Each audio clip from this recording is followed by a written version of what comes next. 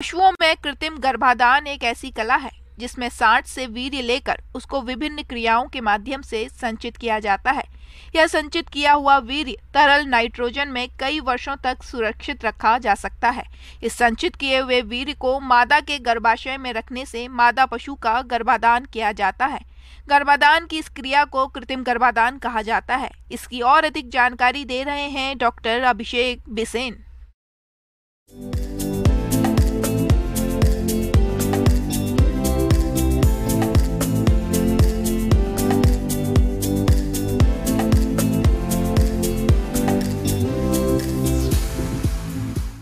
आज हम आप लोगों को नस्ल सुधार के बारे में बताएंगे, क्योंकि भारत में बहुत सी पॉपुलेशन है जहाँ पे हमारे देसी जानवर पाए जाते हैं, जो कि देसी में भी कुछ अच्छी नस्ल के हैं जिसमें बहुत से ज़्यादा दूध उत्पादन होता है, लेकिन हमारे गांव देहात के एरिया में जो देसी पशु हैं इनमें बहुत ही कम दूध उत्पादन होता है।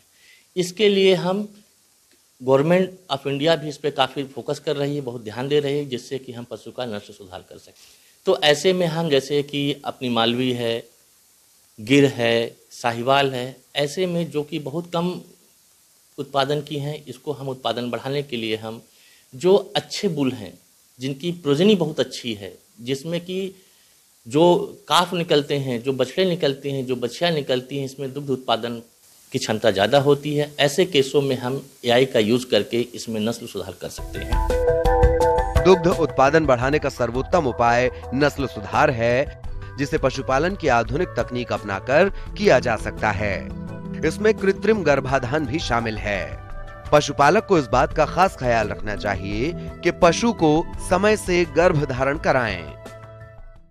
नस्ल सुधार के लिए जैसे कि हम पहले टेस्ट करते हैं कि प्रोजेनी टेस्टिंग के द्वारा ये बनाए जाते हैं, जो डिफरेंट सीमन स्टेशन है वहाँ अच्छे क्वालिटी के अलग अलग ब्रीड के सीमन होते हैं, जिसको हम ला के जानवर को गर्मी में आने के बाद एआई करते हैं। इससे क्या होता है कि पहली बार में अगर हम 50% भी पाते हैं, अगली बार में 75%, उसकी अगली बार में उससे ज़्यादा, जिससे कि जो हमारे जानवर हैं 2-4 किलो दूध देने वाले हैं, आगे चल के उनके बच्चे और उनके बच्चे होके काफ़ी हद तक सुधार हो जाता है, जिससे हमें 8 से 10 लीटर दूध का उत्पादन होने लगता है 4-6 सालों में। उसके बाद बढ़ती जाती है, जिससे कि हम एआई के द्वारा ही संभव है कि हम इसको कर सकते हैं। या दूसरा काम हम और कर सकते हैं कि ये थोड़ा सा एडवांस टेक्निक है, एम्ब्रियो ट्रांसफ़र की टेक्निक है, जो कि हम एज ए मदर को सेरोगेट मदर की तरह यूज़ करते हैं, और उसमें हम अच्छी क्वालिटी के जो भ्रूण हैं उसको यूज़ करके हम कई प्रोजनी आगे तक विदिन ए टाइम, कुछ समय में, जो कि हम 10-12 सालों में कर सकते हैं, हम साल और 2 साल के अंदर कर लेते हैं। इससे भी ज़्यादा एआई से भी तेज तकनीकें चल रही है, जिस पे काम शोध चल रहे हैं और दुग्ध उत्पादन की क्षमता बढ़ाने की कोशिश की जा रही है। ब्याने के बाद 2 से 3 महीने के अंदर दोबारा पशु गाभिन हो जाए और बच्चा देने का अंतर 12 से 13 महीने से ज्यादा न हो। ये तभी संभव है जब गाय भैंस को भरपूर संतुलित आहार मिले और उनकी प्रबंधन व्यवस्था अच्छी हो।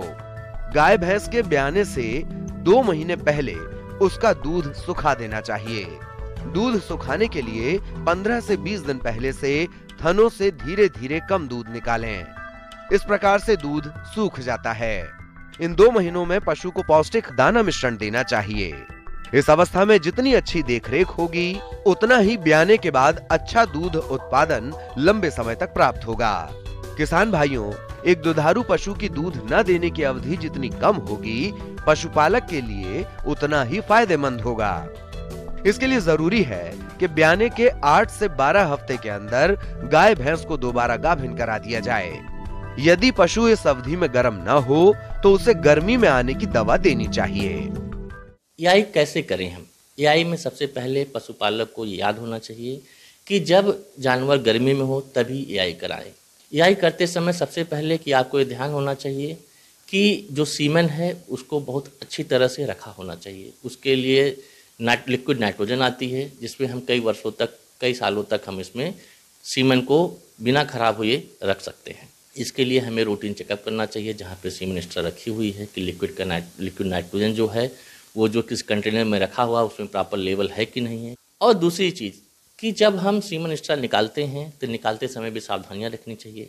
उसको हम फोर्सेप से पकड़ के जो गर्म पानी में डालते हैं उसको बोलते हैं थॉइंग की प्रोसेस। थॉइंग की प्रोसेस में आपका जो पानी है वो 37 डिग्री सेल्सियस का होना चाहिए। पानी बहुत ज़्यादा गर्म भी नहीं होना चाहिए, पानी बहुत ज़्यादा ठंडा भी नहीं होना चाहिए, जिससे कि आपकी थाइंग प्रॉपर हो जाए। अगर ज़्यादा गर्म रहेगा तो उसमें आपके सीमेंट की क्वालिटी जो है, स्पर्म की क्वालिटी, उसको डैमेज करेगा, और ठंडा है तो भी उसमें कोल्ड शॉक लगने का डर रहता है, जिससे आगे वो काम नहीं कर पाता और गर्भधारण नहीं हो पाता है। उसके बाद हम स्ट्रा को प्रॉपर कटिंग करना चाहिए, प्रॉपर एआई गन में लोड होना चाहिए।